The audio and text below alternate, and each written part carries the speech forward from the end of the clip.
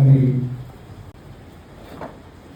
క్రోసూరు మండలంలో Jesus pastors fellowship అనబడినటువంటి ఈ fellowship సహవాస సేవకులైన మీ అందరికీ, ప్రెసిడెంట్ గారికి, సెక్రటరీ గారికి, ప్రెసిడెంట్ గారికి, కమిటీ మెంబర్స్కి, నా తోటి ప్రభుత్వంలో నా తోటి చట్టపరమైన మీ అందరికీ నా ప్రత్యేక వందనాలు చూపిస్తున్నాను. ముఖ్యంగా సభ చాలా చక్కగా ఘనంగా నడిపిస్తున్నాయి గారికి కూడా నా వందనాలు. అలాగే ఇంకా ముఖ్యంగా నన్ను ప్రేమతో మీరు ఉండాలి, వచ్చి తీరాలని చాలా ప్రేమతో అభిమానంతో మరి ఈ సాగుతున్న వీటిలో నేను ఉండాలి అనే ఆశతో చాలాసార్లు ఫోన్ చేస్తూ మాట్లాడి నన్ను ఇక్కడికి ఆహ్వానించినటువంటి మరి మా అత్యంత ప్రియమైన తమ్ముడు, అలాగే నా రక్త సంబంధికుడు జడ నాగరాజు గారికి, అన్నమ్మ గారికి, వారి బిడ్డలకి నా ప్రత్యేక వందనాలు చెల్లిస్తున్నాను. దేవుడు వాక్యాన్ని మనం ధ్యానం చేద్దాం. కొంచెం నేను కూడా శుక్రవారం శనివారం నేను సంఘకాలం విజయవాడలో ఉపవాస ఆరాధన. నేను శనివారం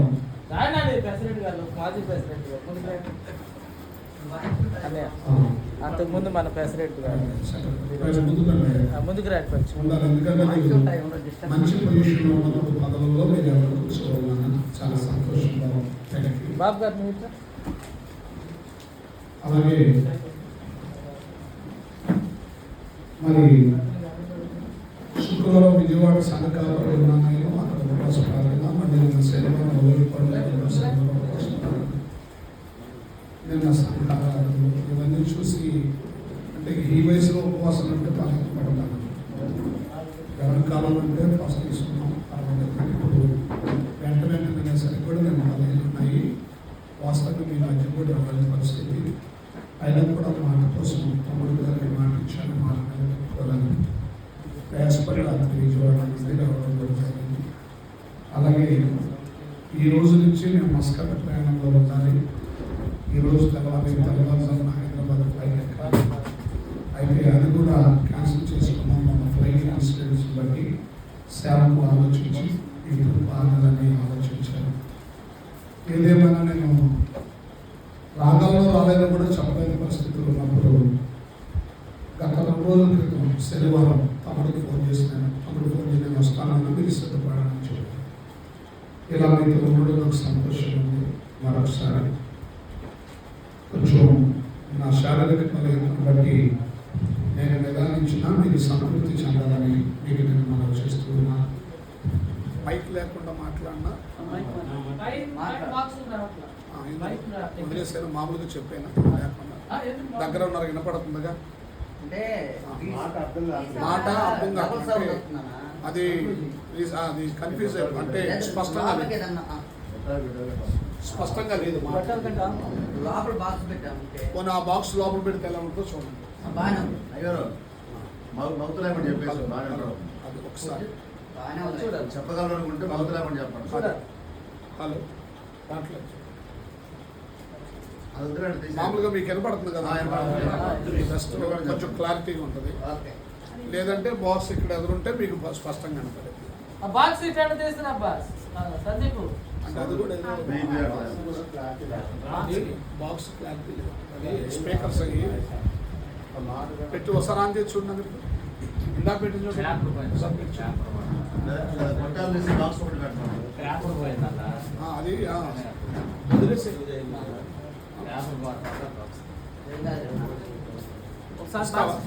అది ఒకసారి కనెక్షన్ ఇచ్చి చూద్దామండి. ఒకసారి అందరూ కలిసి మన బైబిల్ గ్రంథం కుడి చేత్తో పట్టుకున్నాం కానండి. పైకి లేపి కళ్ళు మూసుకుని ఒక చరణం పాడదాం. వాక్యమును యాకోబుకు తెలియజేసిన వాడని అందరూ వాక్యమును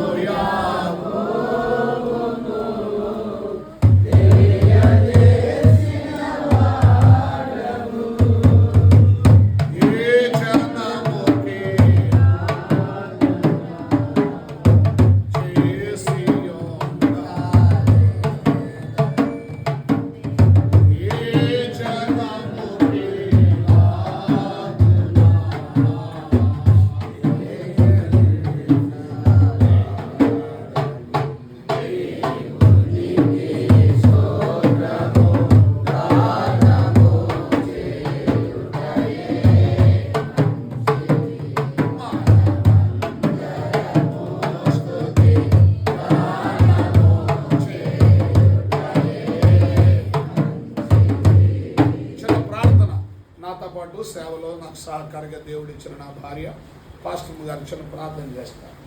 స్తోత్రము దేవుడు స్తోత్రము వాడుకోవాలని స్తోత్రము మన పరిశుద్ధుడా మహోన్నతుడా నీ వందనాలు స్తోత్రములు తండ్రి ఘనమైన దేవా ఈ మధ్యాహ్న సమయంలో ప్రభువా ఇదిగో నాయన నీకు వందనాలు స్తోత్రములు తండ్రి సత్తుపల్లి ప్రాంతం ప్రభువా ఇదిగో నన్ను నడిపించిన విధానమును బట్టి నీకు వందనాలు స్తోత్రములు తండ్రి ప్రయాణం అంతట్లో మీరు తోడు ఉండి క్షేమకరమైన ప్రయాణం ఇచ్చినందుకు వందనాలు. దైవజనులందరి పట్ల ఇదిగోనైనా సమకూడి ప్రభువా అన్నయ్య గారు ఇక్కడ చేసిన ఇదిగోనైనా సేవకుల కూడికలో ప్రభు మీకు వందనాలు స్తోత్రములు తండ్రి. ఈ మీటింగ్ లో ఇదిగోనైనా ఎంతమంది సేవకులు ఆశ కలిగి వచ్చారు నువ్వు ఎరిగిన దేవుడు తండ్రి నీకు వందనాలు ప్రభువా. అయ్యా ఇప్పటి వరకు పాటలతో నేను స్తుతించారు తండ్రి నీకు వందనాలు స్తోత్రములు ప్రభువా. ఇది ఆస్తులు మాట్లాడుచుండగా ప్రభువా సేవకులకు ఎటువంటి వర్తమానం కావాలో మీ ఆస్తులు ముఖాంతంలోంచి మీరుండి మాట్లాడిన బాబు నీకు వందనాలు స్తోత్రములు తండ్రి. ప్రతి ఒక్కరు తండ్రి ఇదిగోనైనా విన్న వాక్యము ద్వారా ప్రభువా వారి పరిచర్లో ఏ రీతిగా ఇదిగోనైనా ఉండాలో ప్రభువా అటు జ్ఞానమును అటు అభిషేకమును ఇక్కడ కూడిన ప్రతి ఒక్క సేవకులకు మీరు అనుగ్రహింప చేయండి బాబు నీకు వందనాలు స్తోత్రములు తండ్రి. గొప్ప దేవుడి శక్తిమంతుడు తండ్రి నీకు వందనాలు స్తోత్రములు దేవా. అయ్యా నీ ఆస్తులు చెప్తున్న వర్తమానం ద్వారా ప్రభువా సేవకులందరినీ మీరు బలపరచండి బాబు నీకు వందనాలు స్తోత్రములు నాయన. సేవకులందరూ మీరు దీవించండి బాబు నీకు వందనాలు స్తోత్రములు తండ్రి. నువ్వు గొప్ప దేవా నీకు వందనాలు స్తోత్రములు ప్రభువా. నీ ఆస్తుల నోట నీ మాటలుంచి ప్రభువా నీకు వందనాలు నీ కూడా అర్థమైన వర్తమానము మీరు అందించండి బాబు నీకు వందనాలు స్తోత్రములు నాయన. ఇది ప్రభు వారి సంఘాల్లో ఇదిగో నాయన ఆ వర్తమానముల ద్వారా బలపరచబడడానికి మీరు సహాయం చేయండి బాబు నీకు వందనాలు స్తోత్రములు తండ్రి. ఈ యొక్క మధ్యాహ్న స్థంలో ప్రభు మీ పరిశుద్ధాత్మని ఇక్కడ సంచరింప చేయండి, మీ ఆత్మని ఇక్కడ సంచరింప చేయండి దేవా నీకు వందనాలు స్తోత్రములు నాయన. వినగలిగే చెవు గ్రహించే మనసును దయచేయండి బాబు నీకు వందనాలు స్తోత్రములు నాయన. ఎంతో మంది సేవకులు వచ్చిన్నారు ప్రభు ఆశ కలిగిన ప్రాణం తృప్తిపరిచేదేవా ఇక్కడ కూడిన ప్రతి బిడ్డ ఆశలు ఇదికొనైనా సేవకుల ఆశను తృప్తిపరచండి బాబు నీకు వందనాలు స్తోత్రములు తండ్రి. ఇదికొనైనా నీ నామం మహిమార్థముగా మీరుండి జరిగించండి బాబు నీకు వందనాలు స్తోత్రములు నాయన.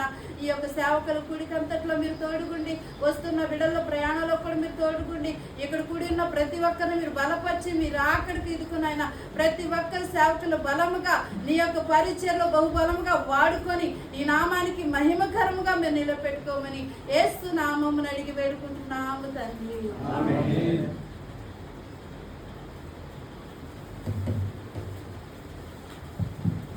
దేవునికి స్తోత్రం. హల్లెలూయా హల్లెలూయా హల్లెలూయా. కొద్ది సౌండ్ పెంచుకోండి కొంచెం. Praise the Lord. Hallelujah hallelujah. రెండు చేతుల పైకి ఒకసారి స్తుతిద్దాం. హల్లెలూయా హల్లెలూయా. పిల్లరా దేవుని వాక్యాన్ని మనం అందరం కూడా ధ్యానం చేద్దాం.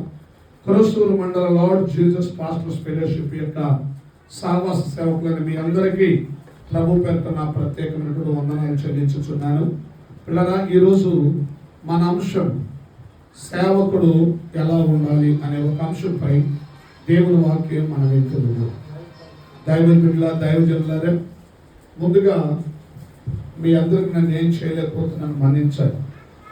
ఎందుకంటే నేను వలవర్తిపూడి అనే ఊరిలో నా అంటే నా ప్రారంభ సేవలో కనిగిరి నుంచి ఏ ఊరు దేవుడు పంపిస్తే వెళ్ళాను. అక్కడ కింద ఇల్లు అబ్బాయికి పైన మందిరం కడుతున్నాను. ఇప్పటికి 49 లక్షలు ఖర్చు అయింది. 30 లక్షలు లోన్ తీసుకున్నాను. నెలకి 80,000 ఈఎంఐలు కడుతున్నాను. ఆర్థికంగా చాలా చాలా ఇబ్బందిని అంటే చెప్పలేనంత ఇబ్బందిని ఎదుర్కొన్నాను. లేకపోతే నేను సేవకుల దగ్గరికి వస్తున్నప్పుడు ఏదో ఒక ప్రేమ సూచనతోనే ప్రేమ క్రియతోనే రావాలని నేను ఆశపడతాను. మీ వద్దకి నేను మీకు ఏం చేయలేదు దానికి వచ్చినందుకు చింతిస్తున్నాను. కానీ అన్నిటికంటే విలువైన ఒక శ్రేష్టమైన వాక్య భాగం మాత్రం మీకు ఇవ్వడానికి నేను ప్రభు చేతుల్లో నిలబడ్డాను. ఆయన పాదాల దగ్గర నిలబడ్డాను. ఆయన చిత్తం ఏం మాట్లాడతారు. నేను అనుకున్నది, నేను ఆశించింది సేవకులు ఎలా ఉండాలి అనేది చెప్పాలనే ఆశతో నేను ఒక లేఖనాన్ని సిద్ధపడి ఉన్నాను. ఇది కూడా ఇక్కడికి వచ్చిన తర్వాత ప్రిపేర్ అయ్యాను. మీరు చాలా శ్రద్ధగా వినాలని మీకు నేను మనవి చేస్తున్నాను. దయచేసి పరిశుద్ధ గ్రంథమున బైబిల్ గ్రంథం నుంచి మూల వాక్యముగా మనం ఒక వచనాన్ని చదువుకుందాం. యోహాను సువార్త 12వ అధ్యాయము 26వ వచనాన్ని దయచేసి చదవండి. బైబిల్ చదివేవారు స్పష్టంగా బిగ్గరగా చదివి సహకరించండి. యోహాను సువార్త 12వ అధ్యాయం 26వ వచనం చదవండి. అయ్యారు ఒకడు నన్ను సేవించిన ఎడల నన్ను వెంబడింపవలెను, అప్పుడు నేను ఎక్కడ ఉందునో అక్కడ నా సేవకుడును ఉండును. చాలు, బాగా ఈ మాటలు. ఒకడు నన్ను సేవించిన ఎడల నన్ను వెంబడింపవలెను. అప్పుడు నేను ఎక్కడ ఉందునో అక్కడ నా సేవకుడును ఉండును. బాగేనండి. ప్రభు చెప్పిన మాట, ఈ మాట ప్రవక్తలో, అపోస్తలులో, లేకపోతే ఒకవేళ శిష్యులో, లేకపోతే ఆ దైవజనులు, యాజకులు ఎవరో చెప్పిన మాట కాదు. మన ప్రభు, మన రక్షకుడు మనల్ని పిలిచి రక్షించి ఆత్మల భారమైన పనిని అప్పగించిన మన దేవుడు స్వయముగా శరీరధారిగా ఉండగా చెప్పినటువంటి మాట ఏమంటే అక్కడ, నేను ఎక్కడ ఉందునో అక్కడ నా సేవకుడును ఉండను. ఓకే, అప్పుడు ప్రభు శరీరధారిగా లోకంలో ఉన్నాడు. ఆయన వెంబడించిన శిష్యులు ప్రభుతో ప్రయాణం చేశారు. ఇప్పుడు ప్రభు ఎక్కడ ఉన్నాడు? పరలోకములో తండ్రి కుడి పార్శ్వమున ఉన్నాడు. ఇప్పుడు అలాగే ఆయన సేవకులమైన మనము కూడా ఎక్కడ ఉండాలి? ఆయన ఎక్కడ ఉన్నాడో అక్కడ ఉండాలి. ఇప్పుడు ప్రభు ఎక్కడ ఉన్నాడో మనము కూడా అక్కడ ఉండాలంటే, ప్రభు ఎక్కడ ఉన్నాడో దయచేసి వినాలి ప్లీజ్. దైవజనులు అందరూ చాలా శ్రద్ధగా వినాలి. నేను ఓపిక లేని వాడిగా ఉన్నాను, ఎక్కువ సమయం చెప్పను, కానీ తక్కువ టైంలో ఎక్కువ విషయాలు చెప్పేయడానికి ప్రయత్నం చేస్తాను. ఎందుకంటే ఇంత దూరం వచ్చానంటే పిల్లగా మీకు తృప్తికరమైన వాక్యం అందితేనే నాకు కూడా సంతోషం, తృప్తిగా ఉంటుంది, దేవునికి మహిమకరంగా ఉంటుందని నేను విశ్వసిస్తున్నాను. జాగ్రత్తగా వినండి, ఎవరు నిర్లక్ష్యం ఉండొద్దు. ఎవరికైనా ఫోన్లు వస్తే ఫోన్లు ఇప్పుడే సైలెంట్లో పెట్టేసేయండి. ఎవరికైనా ఫోన్ వస్తే మీరు ఇక్కడ ఫోన్ మాట్లాడొద్దు. అది ఇంపార్టెంట్ కాల్ అయితే బయటికి వెళ్ళండి. నాకు తెలిసి ఐక్యరాజ్య సమితిలో సభ్యులు ఎవరు లేరనుకుంటాను ఇక్కడ, కాబట్టి అంత ఇంపార్టెంట్ ఏమి ఉండదు. కాబట్టి ప్రేయర్ అయిన తర్వాత బయటికి వెళ్ళి మాట్లాడండి. మీరు ఒక్క మాట కూడా రాతి నెలలో కానీ, ముళ్ళ తొప్పల్లో కానీ, త్రోవ పక్కన కానీ పిల్లరా ఆ ముళ్ళ కంపల్లో కానీ పడకుండా జాగ్రత్త పడమని మన విశ్వాసాలకు ఎలా చెప్తామో, మనతో దేవుడు మాట్లాడటం ఇష్టపడినప్పుడు కూడా ప్రతి సేవకుడు అదే బాధ్యతని, అదే క్రమాన్ని కలిగి ఉండాలి. ఎందుకంటే నేను చాలా చోట్ల వెళుతున్నాను, సేవకుల మీటింగ్లో మాట్లాడుతున్నప్పుడు కొన్ని చోట్ల పక్క పక్కన ఉన్న ఇద్దరు అయ్యగారులు మాట్లాడుకుంటూ నేను చూశాను. అది వాక్యం కొరకైతే పర్వాలేదు, రెఫరెన్స్ ఒకళ్ళు సరిగ్గా వినిపించుకోక బ్రదర్ ఏం చెప్పారు అయ్యగారు రెఫరెన్స్ అంటే అది వేరే సంభాషణ విన్నారండి. కానీ ఇక్కడ సంబంధం లేని విషయాలు ఎప్పుడు ప్రేయర్లో మాట్లాడకూడదు. ఎందుకంటే కొన్నిసార్లు విశ్వాసాల ముందు మాట్లాడవచ్చు అనిపిస్తుంది, సేవకులు ఎంతో మాట్లాడలేమా అనిపిస్తుంది కొన్ని సందర్భాల్లో. కానీ ఇక్కడ మీరు చాలా ఆసక్తి కలిగి ఉన్నారు. నడిపిస్తున్న అయ్యగారు, నన్ను అనౌన్స్ చేసిన అయ్యగారు కూడా చాలా ఆశతో ఉన్నాం, ఈ దైవజనుడి ద్వారా దేవుడు ఏం చెబుతాడనే మాటల భావాన్ని నేను గుర్తించాను. కాబట్టి ఇదే భావం నెరవేరును గాక. చూడండి, బైబిల్ గ్రంథంలో మనం చూస్తాము, ప్రభువైన యేసుక్రీస్తు వారు ఈ లోకంలో 33.5 సంవత్సరాలు జీవించినప్పుడు చివరి 3.5 ఏళ్ళు ఎన్నో గొప్ప విషయాలు పిల్లల పరిచర్యలు ఆయన చేశారు, మాట్లాడారు. చూడండి, యేసు ప్రభు ఎక్కడ ఉన్నాడంటే ప్రజలు అక్కడ తండోపుతండాలుగా ఉండేవాడు. నేను 1:20 మీకు మైక్ ఇచ్చేస్తాను, లేదా 25 నిమిషాలకి ఇస్తాను. అప్పుడు నాకు 1 అవర్ అయితే నేను మైక్ పెట్టాను. ఓకే, ట్రై చేస్తాను, లేదా ఒక 45 నిమిషాలైనా కనీసం మాట్లాడతాను. దయచేసి వినండి. ఆ టైంలో యేసు ప్రభు ఎక్కడ ఉంటే అక్కడికి ప్రజలు తండోపుతండాలుగా వెళ్ళేవారు. కారణం ఏంటంటే నేను బైబిల్ మొత్తం చదువుతూ ఉండగా నేను గ్రహించిన విషయం చెప్తాను. నాకన్నా ఎక్కువగా గ్రహించిన గొప్పవారు చాలా మంది ఉంటారు. నా వ్యక్తిగతంగా ఏం అంచనా వేసుకున్నానంటే, ఒకటి ఆయన చేస్తున్న అద్భుతాలు, ఆయన చేస్తున్న స్వస్థతలు, ఆయన చేస్తున్న సూచక్రియలు ఒక బలమైన కారణం. ప్రభు ఎక్కడ ఉంటే అక్కడ ప్రజలు విస్తారంగా వెళ్ళడానికి. రెండవ కారణం ఏంటంటే, క్రీస్తు ఎక్కడ ఉంటే అక్కడ ప్రజలు తండలు ఉంటాం గల బలమైన రెండవ కారణం ఏంటంటే ఆయన అసమానమైన బోధలు. అంటే పిల్లరా ఆయన బోధిస్తుంటే చాలా ఆశ్చర్యకరంగా ఉండేది.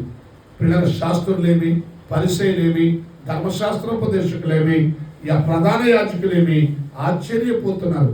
ఎక్కడిది ఇతనికి పాండిత్యం, ఇతడు వడ్రంగవాణి కుమారుడు కాడా, ఆశ్చర్యపోతున్నారు. అందుకే పిల్లరా రెండవ బలమైన కారణం ప్రభు ఎక్కడ ఉన్నాడు అంటే అక్కడ ప్రజలు విస్తారంగా ఉండగల మరో కారణం ఏంటంటే, రెండవ కారణం ఆయన అసమానమైన బోధలు. అసమానమైన బోధలు అని ఎందుకు నేను ప్రస్తావించానంటే, మన రక్షకుడు మన ప్రభు అయిన యేసుక్రీస్తు వారి బోధలతో ఈ ప్రపంచంలో ఎవరి బోధలు సమానము కాలేవు. అందుకనే ఆయన అసమానమైన బోధలు అనే విషయాన్ని నేను ఆ పదాన్ని ప్రస్తావించాను. ఇప్పుడు చూడండి, ఒకడు నన్ను సేవించిన యెడల నన్ను వెంబడింపవలెను, అప్పుడు నేను ఎక్కడ ఉందునో అక్కడ నా సేవకుడు కూడా ఉండను. ఈ రోజు మన అంశము దేవుని సేవకుడు ఎలా ఉండాలి. ఇప్పుడు యేసయ్య ఎక్కడ ఉన్నాడో అక్కడ ఆయన సేవకులుగా మనం ఉండాలంటే మనం ఈ లోకములో ఎలా ఉండాలి, మనం ఈ లోకములో ఎలా జీవించాలి, మనం ఈ లోకంలో ఎలా నడుచుకోవాలి, ఇది సేవకులకు ఈరోజు మనం నేర్చుకుంటున్న పాట. పిల్లలు బాగా గమనించండి దయచేసి. సంఖ్యాకాండము 12వ అధ్యాయం 6వ వచనాన్ని మనం చదువుకుందాం. సేవకుల యొక్క అనుభవాలు కొన్ని మీకు నేను చూపిస్తూ ఉన్నాను. సేవకుడు ఎలా ఉండాలో మీకు చెప్పాలని ఆశిస్తున్నాను. సంఖ్యాకాండము 12వ అధ్యాయము ఆఖరి 6వ వచనంలో ఆఖరి లైన్ ఒకటి సరిపోతుంది. దయచేసి నా సేవకుడైన మోషే అట్టివాడు కాడు. చూడండి, సేవకుడైన మోషే. ఇప్పుడు మనం ఎలాంటి సేవకులు ఉండాలో నేర్చుకునే విషయంలో మోషే గారి నుంచి ఒక అనుభవాన్ని మీకు చెప్తాను. దయచేసి సంఖ్యాకాండము 12వ అధ్యాయము 8వ వచనాన్ని చదువుకుందాం. 8వ వచనం. నేను ఘోడ భావములతో కాదు దర్శనమిచ్చి ముఖాముఖిగా అతనితో మాట్లాడుదును, అతడు యెహోవా స్వరమును నిదానించి చూచును. కాబట్టి నా సేవకుడైన మోషేకు విరోధముగా మాట్లాడుటకు మీరేలా భయపడలేదు. ఇప్పుడు సేవకుడైన మోషే గురించి అంటాడు, ఘోడ భావములతో కాదు దర్శనమిచ్చి ముఖాముఖిగా అతనితో మాట్లాడతాను, అతడు నా స్వరూపమును నిదానించి చూస్తాడు, ఇతడు నా సేవకుడైన మోషే. చూసారా?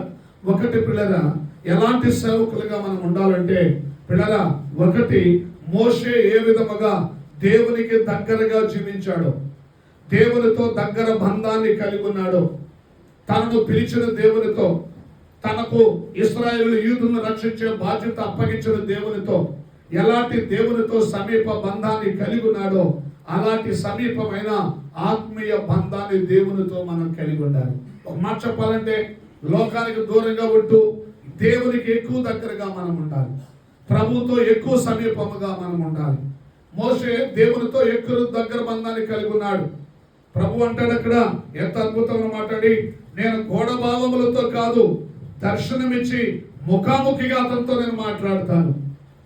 మళ్ళీ అంటాడు అక్కడ, అతడు యెహోవా స్వరూపమును నిదానించి చూచును. మాట్లాడండి, దేవుడు ముఖాముఖిగా మాట్లాడడం అంటే మాటలా? దేవుని స్వరూపమును నిదానించి ఒక సేవకుడు చూడడం అంటే సామాన్యమైన విషయమా? ఈ ధన్యత ఎవరికి ఉంది, ఎవరికి దక్కుతుంది? ఇక్కడ మనం చూస్తే మోషే ఎలా దేవునికి సమీపముగా ఉన్నాడో అలాగున మనము దేవునికి సమీపముగా ఉంటున్న సేవకుల వలె మనము జీవించాలి. ఎప్పుడు ప్రభు సెలవిచ్చిన మాట నెరవేరుతుందంటే, నేను ఎక్కడ ఉంటానో నా సేవకుడు అక్కడ ఉండునని దేవుడు చెప్పాడు కదా. ఇప్పుడు మన ప్రభు దేవుని రాజ్యంలో ఉన్నాడు, తండ్రి కుడి పార్శ్వమందు ఉన్నాడు. కాబట్టి ఆయనతో మనం రేపు ఉండాలి. రాబోయే రోజుల్లో ఈ లోకమును దేవుడు మనల్ని పిలిచిన తర్వాత ఆయన పనిని పిల్లల తుదముట్టించి ఆయన రాజ్యములకు వెళ్ళవలసిన వారమై ఉన్నాము. అలాగే ఈ లోకములో కొంతమంది సేవకులు ఎలాంటి క్రమాలు కలిగి ఉన్నారో అలాంటి ఆత్మీయ క్రమమైన అనుభవాలను మనము కలిగి ఉండవలసిన వారమై ఉన్నాము. ఒకటి, మోషే దేవునికి దగ్గరగా ఉన్నాడు.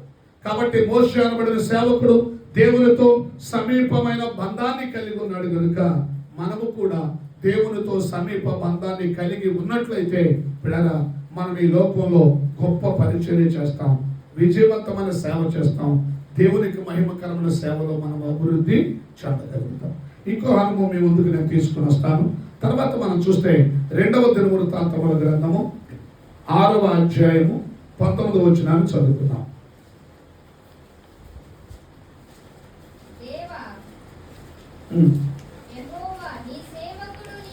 దేవా యెహోవా నీ సేవకుడు నీ సన్నిధిని చేయు ప్రార్థన యందును విన్నపమునందును లక్ష్యముంచి నీ సేవకుడునైన నేను చేయు ప్రార్థనను పెట్టు మొర్రను ఆలకింపము. చాలు.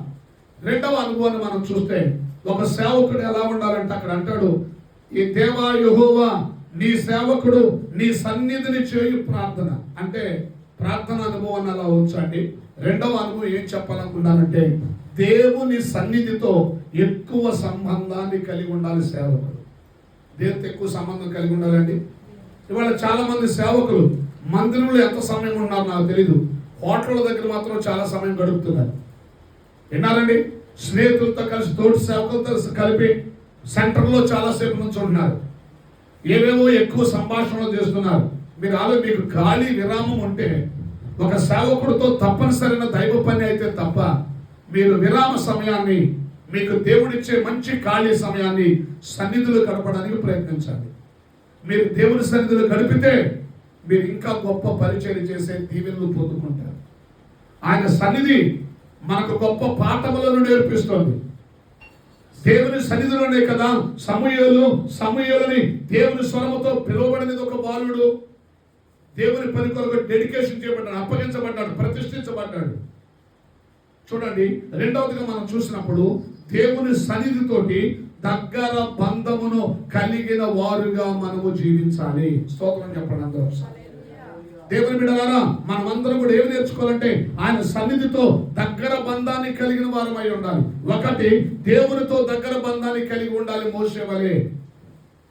రెండవదిగా, దేవుని సన్నిధిలో పిల్లగా ఎక్కువ సమయం ధ్యానించేవారిగా, గడిపేవారిగా మనం ఉండాలి. ఆదివార ఆరాధన మన డ్యూటీ సార్. అది సండే ఆరాధన సన్నిధిలో నిలబడ్డామంటే అది మన బాధ్యత, మనకు అప్పగించిన పని. మరి నీ వ్యక్తిగతంగా ఎప్పుడైనా సన్నిధిలో గడిపేవా? పర్సనల్గా ఎప్పుడైనా గడిపేవా? నేను మీకు ఒక అనుభవం చెప్తాను. నా సేవ జీవితంలో నేను నెలకి 27,500 రూపాయలు వడ్డీ కట్టే దుస్థితికి సరిపోయా. టీవీ పరిచయకి వెళ్ళిన తర్వాత దేవుడిచ్చిన డబ్బునేమో దాచుకోలేదు. ఎంత వస్తుందంత మళ్ళీ? ఒకటి, టీవీ పరిచర్లకి, స్వార్థ సభలకి. రెండు, పేదలకి ట్రస్ట్ సేవలకు ఉపయోగించేశాను. ఎలా వచ్చిందో అలా ఖర్చు పెట్టాను. సభలు ఎక్కువగా పెట్టి కొంచెం అప్పుల్లో పడిపోయాను. హైదరాబాద్ రమ్య గ్రౌండ్లో మహోత్సవాలు పెట్టాను. నెల్లూరు విఆర్సి గ్రౌండ్లో శ్రీలేఖ గారు సింగర్గా తీసుకొచ్చి నేను స్పీకర్గా 3 రోజులు మహోత్సవాలు పెట్టాను. ఒంగోలు ఏబిఎం గ్రౌండ్లో పెట్టాను. కనిగిరి ఏబిఎం గ్రౌండ్లో పెట్టాను. విజయవాడ బిషప్ హజరే గ్రౌండ్లో పెట్టాను. వైజాగ్ వెళ్ళి ఒక చిన్న స్టేడియం ఉంటుంది, దాంట్లో 3 దినాలు పిల్లగా నేను స్పీకర్గా శ్రీలేఖ గారు సింగర్గా వేసి అక్కడ సభలు పెట్టాను. ఇంకా అలా చెప్తే చాలా చెప్పొచ్చు, దాన్ని ఆపుదాం అక్కడితో. ఇలాగున ప్రతి చోట అనంతపురం సిఎస్ఐ గ్రౌండ్లో పెట్టాను, గుంటకల్ సిఎస్ఐ గ్రౌండ్లో పెట్టాను. టీవీలోకి వచ్చిన తర్వాత జరిగిన సందర్భం. అయితే దేవుని బిడ్డలారా, ఒక్కో చోట 3-4 లక్షలు ఖర్చు అయ్యేది. 1,00,000, 1,20,000, 1,50,000 కానుకలు వచ్చాయి. అలా కొంచెం అప్పులు పెరిగిపోయాయి. నేను ఒక ల్యాండ్ కూడా కొన్నాను. ఇలా 27,500 వడ్డీ కట్టే దుస్తులు దిగజారిపోయి ప్రశాంతతను కోల్పోయాను. అప్పుడు అమ్మగారికి ఫోన్లు ఇచ్చేసి సోమవారం తలస్నానం చెప్పాను. సోమవారం నుంచి మంగళవారం ఇస్తాను, బుధవారం ఇస్తాను, గురువారం ఇస్తాను, నాకు తెలియదు అమ్మగారు. ఎవరు ఫోన్ చేసినా అయ్యగారితో ఇప్పుడు మాట్లాడటం కుదరదు, ఎప్పుడంటే శనివారం వరకు చెప్పలేమని చెప్పండి అన్న. కొత్త సాప, కొత్త బెడ్షీట్, కొత్త దిండు, విన్నారండి, అన్నీ నూతనమైనవి తీసుకున్నాను. ఒక్కప్పుడు కూడా అలవాట్లేదు. ఒక యవనస్తుడైన కుర్రోడిని, మా సంఘంలో బిడ్డని నాకు తోడుగా పెట్టుకున్నాను. బలిపెట్టను ఎదురుగుండా సోమవారం 10 గంటలకు తలార స్నానం చేసి కూర్చున్నాను. నా చుట్టూ ఒక వైట్ కట్టను కొనుక్కున్నాను. చుట్టూ దోమతెరలాగా ఒక వైట్ కట్టను కట్టేసుకున్నాను. నాకు ప్రశాంతత లేదు హృదయంలో. చాలా భారంగా ఉంది జీవితం, సేవ, అద్దులు, ఇబ్బంది పడుతున్నాను. ఛానల్కి అప్పు పడ్డాను. ప్రారంభించిన అనాథ పిల్లల హాస్టల్ 5 ఏళ్ళు రన్ చేసి ఆపేసాను, స్పాన్సర్స్ లేక. పిల్లల ప్రేయర్లో కూర్చున్నాను. ఆ స్థలం అమ్మేద్దామంటే ఎవరు రాట్లా, దానికి రోడ్డు పోటు ఉందని. నేను తెలియ కొనేసాను. నేను అయ్యో పట్టించుకొని రోడ్డు పోట్లు మాకు లేవండి అని కొనేసాను. చాలా చితికాను. పిల్లరా, సోమవారం ప్రేయర్లో కూర్చున్నానండి సన్నిధిలో. దేవా నా పట్ల కార్యించే. ఆ ప్లేస్ అమ్మితే కొన్ని అప్పులు తీరిపోతాయి. మ్యాక్సిమం ఎక్కువ సమస్య పరిష్కారం అయిపోతుంది. దాన్ని ఎవరు వచ్చినా చూసి కొన్నాను వెళ్ళిపోతున్నారు. ఎందుకంటే నాకు అమ్మిన అతను, కొనుక్కున్న అతను చితికిపోయాడు. అతని దగ్గర కొన్న నాకు అమ్మిన అతను చితికిపోయాడు. నేను చూస్తే నేను కూడా బలహీనపడిపోయాను. ఎవరు దాన్ని చూసుకుంటా రావడంలా. ఈ పరిస్థితుల్లో పిల్లరా, నేను ప్రార్థన చేశాను. ఆ రోజున సోమవారం ప్రార్థనలో కూర్చున్నాను. అయ్యగారు దైవజనులందరూ వినండి, ప్రేయర్లో కూర్చున్నాను. పిల్లరా, 24 అవర్స్ గడిచింది ప్రార్థనలో, సన్నిధిలో కూర్చున్నాను. మంగళవారం జవాబు వచ్చింది. ఏంటి ఆ జవాబు అంటే, పిల్లరా, ఆ స్థలం కొండకు ఒక వ్యక్తి వచ్చి నాతో ఏమైనా పని ఉంటే ఏదైనా చెప్పాలనుకుంటే ప్రేయర్ రిక్వెస్ట్ ఇవ్వాలనుకుంటే ఎవరన్నా కాగితం మీద రాసి ఆ పిల్లోడికి ఇవ్వాలి. ఆ పిల్లోడు ఆ యొక్క కట్టను, ప్రేయర్ కట్టను లోపల పెట్టి అక్కడ ఒక గ్లాస్ పెట్టాం. ఇట్లా తన శబ్దం చేయాలి. ఇదే మాకు సిగ్నల్. ఆ శబ్దం నేను విన్న తర్వాత నేను ప్రేయర్లో ఉండి ప్రేయర్ ముగించిన తర్వాత అతను అక్కడ ఏం పెట్టాడో చూడాలి. అంటే అది మజ్జిగ అయినా జ్యూస్ అయినా ఏవైనా సరే. అలాగున పిల్లరా అలాంటి సిస్టంతో నేను కూర్చున్నాను. పిల్లరా మజ్జిగ కావాలంటే నేను ఇలా కొంచెం శబ్దం చేసి స్లిప్ పెట్టేవాడిని రాసి. ఆ బాబు అమ్మగారు చెప్తే వాళ్ళు ఇచ్చేవాళ్ళు. తర్వాత మధ్యాహ్నం జ్యూస్ తాగాలంటే స్లిప్ రాసి నాకు జ్యూస్ తెప్పించమని చెప్పి రాసి స్లిప్ కట్టను బయట పెట్టి ఇట్లా శబ్దం చేసేవాడిని. ఆ బాబు చూసి అమ్మగారికి చెప్పేవాళ్ళు. వాళ్ళు సిద్ధపరిచి తెచ్చి లోపల పెట్టి మళ్ళీ వాళ్ళు ఇట్లా శబ్దం చేసేవాళ్ళు. దాని అర్థం ఏంటంటే ఈ నోటితో కనీసం భార్యతో కూడా ఏ స్త్రీతో, ఏ నరుడితో, ఏ మనుషులతో మాట్లాడొద్దు. దేవుడితోనే మాట్లాడాలని కూర్చున్నాను సన్నిధిలో. మంగళవారం ఒక స్లిప్ పెట్టి ఇట్లా శబ్దం చేశారు. నేను ప్రేయర్లో ఉన్నాను. నేనేం అడగలా, ఎందుకు శబ్దం చేశారు, ఏదైనా కఠిన సమస్య ప్రేయర్ రిక్వెస్ట్ వచ్చిందేమోనని నా ప్రార్థన నడిపింపంతా పూర్తయి ముగించుకున్న తర్వాత తిరిగి స్లిప్ తీసుకుని చదివాను. ఏమనుందంటే అందులో స్థలం కొనడానికి మనుషులు వచ్చారు, మీతో మాట్లాడుతున్నారు అంటున్నారని పెట్టారు స్లిప్. మీకెవరికి దేవుని స్తుతించాలనిపించలేదా? ఏ సమస్య కోసం కూర్చున్నానో 24 అవర్స్లో దేవుడు ఆన్సర్ ఇచ్చాడు. చూడండి, ఇప్పుడు నేనేం చేయాలి? అది అమ్మాల్సిన ఆకలి మీద ఉన్నాను సార్. అది అమ్మితే బయటపడతానండి, భయంకర మెంటల్ టెన్షన్ నుంచి బయటపడతాను సార్ నేను. ఇప్పుడు నేనేం చేయాలి? ఓకే, సాయంత్రం రమ్మానండి, నేను ప్రేరించి లెగుస్తానని చెప్పాలి.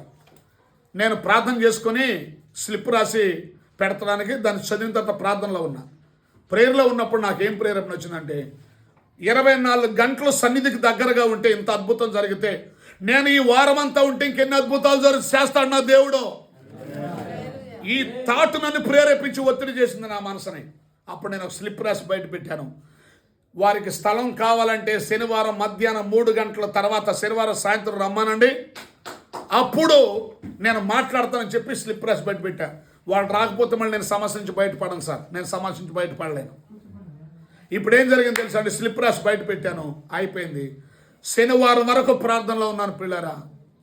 శనివారం మధ్యాహ్నం 3, ఎప్పుడు మేము ఉపవాస ప్రార్థన పెట్టి 3 ముగిస్తాం. 3 తర్వాత లేచాను ప్రార్థనలో నుంచి. అప్పుడు చాలామంది సంఘస్థులు వచ్చేసారు ప్రార్థన చేయించుకోవడానికి. అయ్యగారు ఈ వారం అంతా ప్రేయర్లో సన్నిధిలో ఉన్నాడని అందరికి ప్రార్థన చేశాను. తర్వాత వాళ్ళకి ఫోన్ చేయమన్నాం. వచ్చిన వాళ్ళకి ఫోన్ చేశారు. తర్వాత కలుస్తామన్నారు వాళ్ళు. శనివారం రాలా, ఆదివారం రాలా, సోమవారం రాలా, మంగళవారం రాలా. నాకు భయం మొదలైంది. ఆ రోజు మాట్లాడిస్తే పోయేదా ఏంటి ప్రభా? లేదు నువ్వు వచ్చిపెట్టు అనుకున్నా.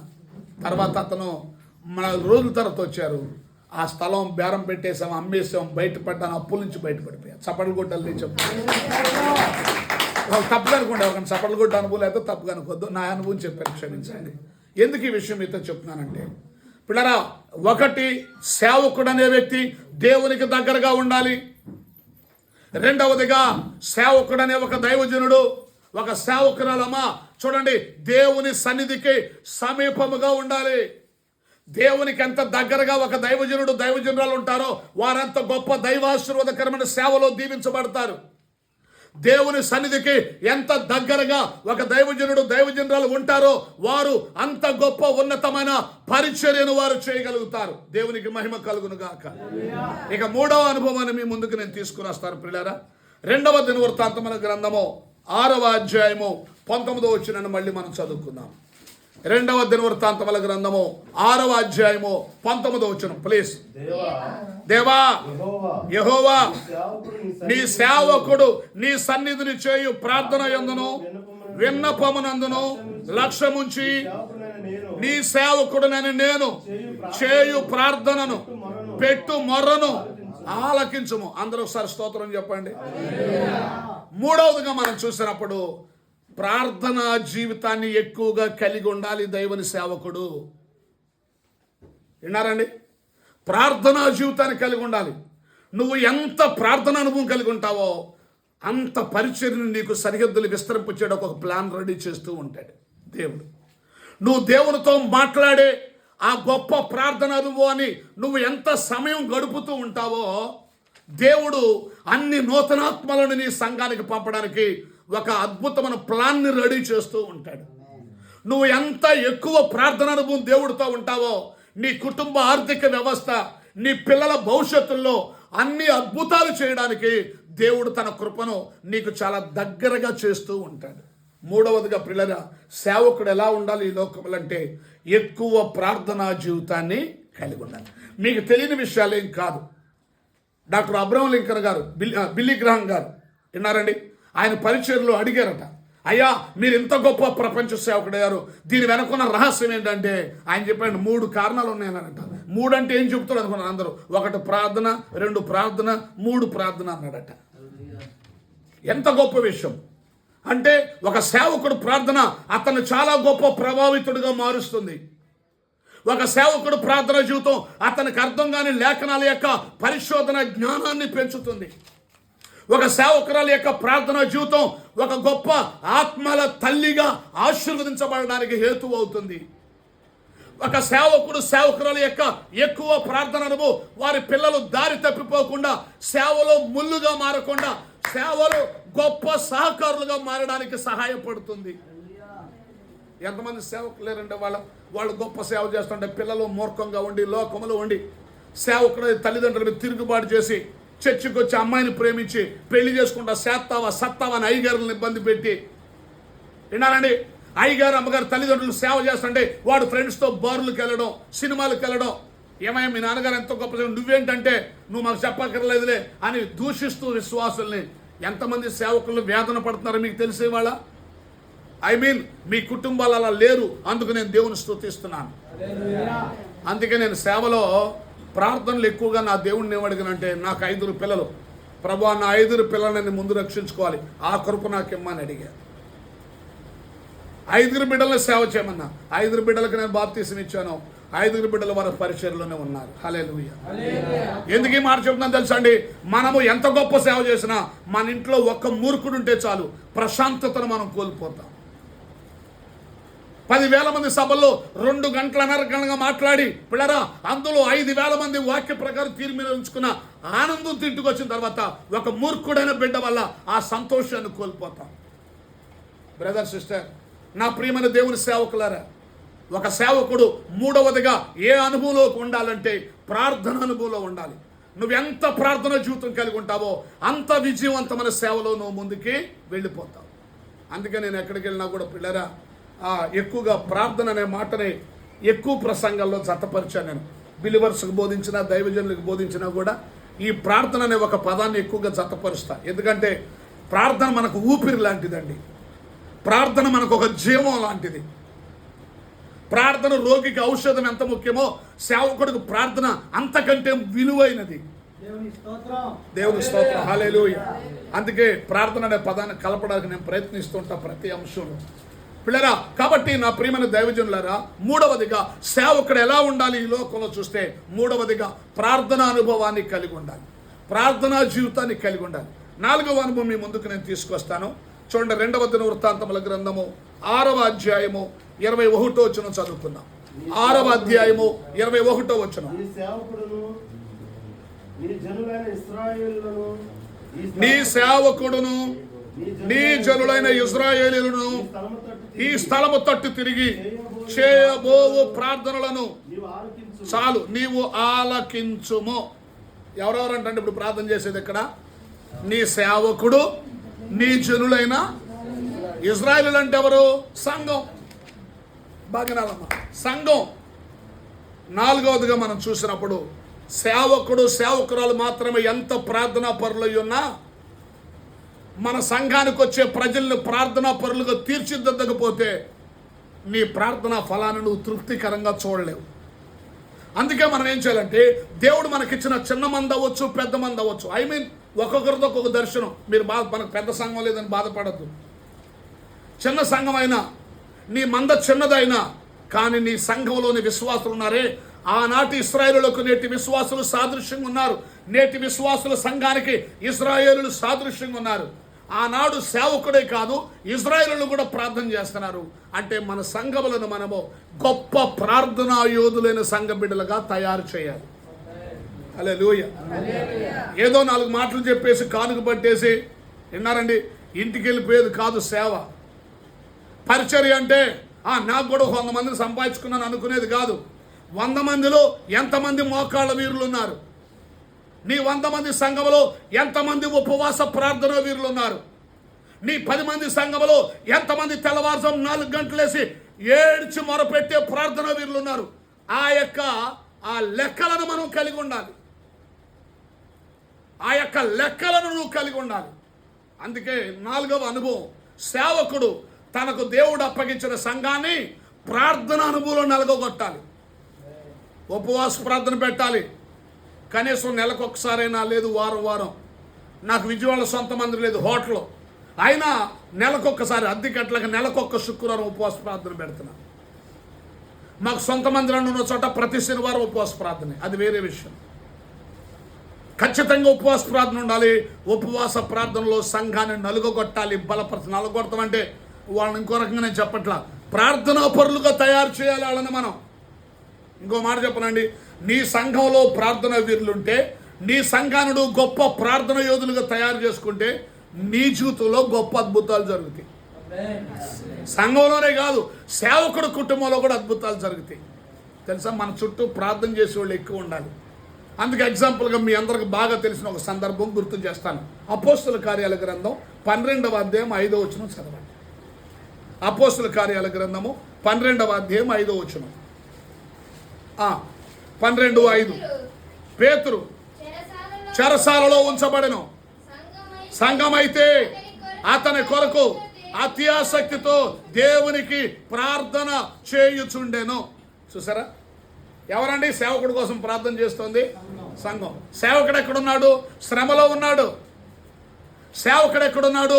చెరసాల్లో ఉన్నాడు. చెయ్యని తప్పుకి చెరసాల్లో ఉన్నాడు. సేవకుడు శ్రమలో ఉన్నాడు. ఇప్పుడు ఈ సేవకుడు విడుదల కొరకు ఎవరు ప్రార్థన చేస్తున్నారంటే సంఘము ప్రార్థన చేయుచున్నది. ఎస్, ఒక సేవకుడు తన సంఘాన్ని గొప్ప ప్రార్థనాత్మతో నింపబడిన సంఘముగా తీర్చిదిద్దుకోవాలి. సంఘంలో దశంభాగాలు ఇచ్చేవాళ్ళు తక్కువ ఉన్నారని బాధపడతాం. సంఘంలో ప్రార్థన చేసేవాళ్ళు తక్కువ ఉన్నారని ఎంతమంది బాధపడుతున్నారు? అంటే జస్ట్ లాజిక్ మాట్లాడుకుందాం సార్. అందరూ స్నేహితులమే సేవకులమే కదా, బిలివర్స్ ఎవరు లేరు ఇక్కడ. వీళ్ళు రాబోయే రోజుల్లో కాబోయే సేవకులు అంటారు. ఆమెనండి, అవ్వాలంతే. మీరు పాస్టర్మలు గుర్తుంచుకోండి. అందరూ అల్లి చెప్పండి. మీరు కూడా పాస్టర్మలు గుర్తుంచుకోండి. అలా మీరు పాస్టర్లు అవ్వాలంటే మీ భర్తలు పాస్టర్లు అవ్వాలి. ఓకే, సేవకుడిని వివాహం చేసుకోవాలి. చేసుకున్న వ్యక్తి సేవకుడు అయ్యేటంతగా మీరు ప్రభువులో ప్రోత్సహించాలి. ఆ టాపిక్ పక్కన పెడతాం, మీ సబ్జెక్ట్ మీది కాదు, మాది కాబట్టి మేము మాట్లాడుకోవాలి. Okay, right. ఇప్పుడు సంఘాన్ని ఏం చేయాలి మనం? ప్రార్థనలో. సేవకుడు శ్రమలో ఉన్నాడు, చెయ్యని తప్పుకి సేవకుడు చెరసాల్లో ఉన్నాడు. సంఘం అతని కొరకు ప్రార్థన చేస్తుంది. ఆ ప్రార్థన ఎంత గొప్ప జవాబు ఇచ్చిందండి. ప్రార్థన పరలోకం వెళ్ళడం, దేవుని ఎద్దకు వెళ్ళడం, దేవుడు పరలోకం నుంచి దేవుని దూతను పంపడం, చెరసాల్లో ఉన్న పేతును విడిపించడం, బయటకు తీసుకురావడం, ప్రార్థన చేస్తున్న విశ్వాసాల గుమ్మం ముందు వదిలిపెట్టి వెళ్ళిపోవడం. చిన్న స్టోరీయా? ఇది స్వల్పమైన సందర్భమా? చరిత్రలో ఘనతకెక్కిన సందర్భం ఇది. చప్పట్లు కొట్టు ఒకసారి అల్లి చెప్పండి. ఘనమైన సందర్భం ఇది. కాబట్టి దైవజనులారా, నా ప్రియమైన సేవకులారా, అమ్మగారులు, అయ్యగారులు అందరూ కొందనాలు. మీ సంఘములను, దేవుడు మనకిచ్చిన సంఘములను ప్రార్థనలో పెంచాలి. వారి మనోనేత్రాలు, వారి మనస్సు, వారి ఆలోచనలన్నీ కూడా పిల్లరా దేవుని తట్టు చూసేటట్లుగా మనం ప్రోత్సహించాలి. మా సంఘానికి నేను కనికరించి పరిచయకి వెళ్ళే కదా, వెళ్ళినప్పుడు నేను అక్కడ సేవ చేస్తున్న ఊరు పొలాల మధ్యలో ఉంటుంది. అదే క్రిస్టియన్ పేట. పొలాల్లోకి రోడ్డు ఉంటుంది. ఎట్లా ఆ ఊరు వెళ్ళే రోడ్లోంచి మధ్యలో పొలాల్లో ఉంటుంది. ఏం చేశానంటే దేవుడు నన్ను ప్రేరేపించాడు. సంఘాన్ని బాగా నలగొట్టుకున్నాను, నేను ప్రార్థనలో పెంచుకున్నాను. అందుకే పల్లెటూరులో ప్రారంభమైన సేవ ఇవాళ హైదరాబాద్ దాకా వెళ్ళేది. అది ఎక్కడెత్తుందండి? నేను పెద్ద విద్యావంతున్నా, 10th తప్పినండి. ఎవరితో చెప్పకండి. 10th తప్పుతారు, మ్యాథ్సో ఇంగ్లీషో ఏదో ఒక సబ్జెక్ట్ పోయిందని అంటారు. మనది అది కాదు సార్. అన్నయ్య గారు, తెలుగు ఒకటే పాస్ అయ్యమండి మనం. కావాలంటే మార్క్ లిస్ట్ కూడా చూపిస్తాను. తెలుగు ఒకటే. అలాంటి స్థితి మనది. ఏ బైబిల్ ట్రైనింగ్ చేయలేదు. తర్వాత సర్టిఫికేట్ల కోసం ప్రైవేట్గా కోచింగ్ చేశాను, అది వేరే సంగతి. తప్పదు, అవి మనకు కావాలి లోకంలో, అది వేరే విషయం, పక్కన పెట్టండి.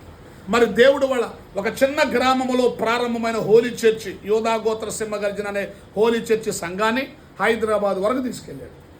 బ్రాంచులుగా, శాఖోపశాఖలుగా. ఎలా సాధ్యమంటే నేను ప్రార్థన చేయడమే కాదు, నా కోసం, నా దర్శనం యొక్క నెరవేర్పు కోసం, నా కోసం ప్రార్థన చేసే ప్రార్థన వీరుల్ని నా చుట్టూ సంపాదించుకున్నాను. హల్లెలూయా. చుట్టూ పొలాలు ఉంటాయి, విన్నారండి. వెన్నెలు వస్తుంది అమావాస్య తర్వాత. వెన్నెలు వచ్చి తెల్లగా చందమా ఉండి తెల్లగా ఉంటుంది. చందమా మొత్తం కనపడి చూసారు. మరి ఆ రోజులు ఏమంటారు, నాకు లోక విషయాలు పెద్ద తెలీదు. అదేనండి, తెల్లగా కనపడింది.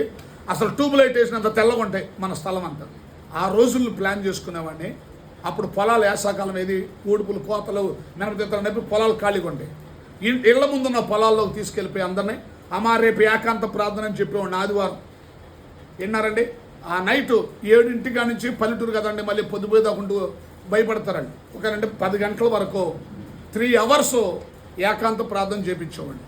తీసుకెళ్ళిపోయి ఇక్కడ ఒక మనిషి ఉంటారు, అక్కడ ఒక మనిషి ఉంటారు, కనీసం 10-15 అడుగుల గ్యాప్, ఒకరి ప్రార్థన ఒకటి కనపడకుండా. అట్లా అప్పుడు నా సంఘం గట్టిగా ఒక 20-30 మంది. వీళ్ళని ఇంత పొలంలో, ఎకరం పొలంలో అక్కడొకళ్ళు కూర్చోబెట్టి మోకాళ్ళ నుంచి ప్రార్థన చేసేవాడిని. ప్రార్థన ఎంతో మొరపెట్టాడు. ఆ ఏకాంత ప్రార్థనల ఫలం, నా సంఘమును ప్రార్థనలో పెంచిన ఆ ప్రార్థన యొక్క జవాబు ఇవాళ నా పరిచర్య అక్కడి నుంచి అదే ఒలుతుపడి గూడు నుంచి పల్లిలోకి మారింది. అక్కడ ఒక 3 సెంట్లు కొని చర్చి కట్టాను. అక్కడి నుంచి గుడివాడ టౌన్కి వ్యాపించింది. అక్కడ ఒక 3 సెంట్లు కొని చర్చి కట్టాను. అక్కడి నుంచి వెంట్రపాడు అనే ఊరు వ్యాపించింది, తట్టివరి అనే ఊరు వ్యాపించింది. అక్కడి నుంచి పిల్లల విజయవాడ వ్యాపించింది, హైదరాబాద్ వ్యాపించింది. ఎలా అంటే నా గొప్పతనం కాదు, నాకు కష్టపడగలిగే శక్తి ఉన్నందుకు కాదు, నాకు మాటకారితనం కాదు. వెనక ఆ ప్రార్థన దూపం ఉన్నదే. ఒకటే అడిగాం, నాకు ఆస్తి ఇమ్మనలా, ఇంకేమనలా, నా దర్శనం నెరవేరాలి ప్రభు అని అడిగాం. దేవుడు విస్తరింప చేశాడు పరిచయం. హల్లెలూయా. కాబట్టి దైవజనులారా, 4వదిగా మనం చూస్తే మన సంఘమును, మన సంఘ బిడ్డలను ప్రార్థనా వీరులుగా మనం పెంచాలి. వాళ్ళు దశమమైపోయిన పర్లా ప్రార్థన చేస్తే వీళ్ళ ప్రార్థనకి ఇంకొకళ్ళ ద్వారా పంపిస్తాడు. మనకేం కావాలో కావాల్సినవి. వాళ్ళు ఇవ్వలేని భేదోళ్ళు కావచ్చు మన సంఘంలో. దేవుడు అలా ఆకాశం ద్వారాలు తెరుస్తాడు సార్. మన్నాను కురిపించిన దేవుడు అండి. నాకు అనిపించింది అబ్రాహాం కాలంలో కరువు వస్తే శారాన్ని తీసుకుని ఐగుప్తు వెళ్ళిపోయారు ఆయన. విన్నారండి, కరువుకు భయపడి వెళ్ళిపోయినప్పుడు పిల్లారా వెళ్ళేమన్నా సంతోషంగా ఉన్నాడంటే, అమ్మా నువ్వు సౌందర్యవంతురాలివి, రాజుల కాలం కదా, నిన్ను బట్టి నన్ను చంపేస్తారేమో, ఎవరు నడితే మా బ్రదర్ అని చెప్పి నువ్వు కూడా మా సిస్టర్ అని చెప్తాను అన్నాడు. ఏమన్నా హ్యాపీగా ఉన్నాడు అక్కడికి వెళ్ళి? ఎవడో పొగిడేడు, రాజుగారు పిలిపించారు సౌందర్యవంతురాలని. దేవుడు మాట్లాడే జాగ్రత్తను వార్నింగ్ ఇచ్చాడు. గజగజ ఉండి గారు ఆ అబ్రాహాం పిలవండరా బాబు అన్నాడు. బాబు ఏంటో ఎంత పని చేసావు, చెల్లి అన్నావేంటయ్యా బాబు అని, మీరు అర్జెంటుగా వెళ్ళిపోండిరా బాబు అని చెప్పని అతను భయపడిపోయాడు. దేవుని ఉగ్రతకు భయపడిపోయాడు, దైవ భయంతో. జాగ్రత్త అండి, తాత్కాలికంగా లోట్లు ఉంటాయి. మన సంఘం ఇవ్వలేకపోవచ్చు, వాళ్ళని ప్రార్థనా పరులుగా పెంచు. ఇచ్చే వాళ్ళని మరో చోట దేవుడు లేపుతాడు.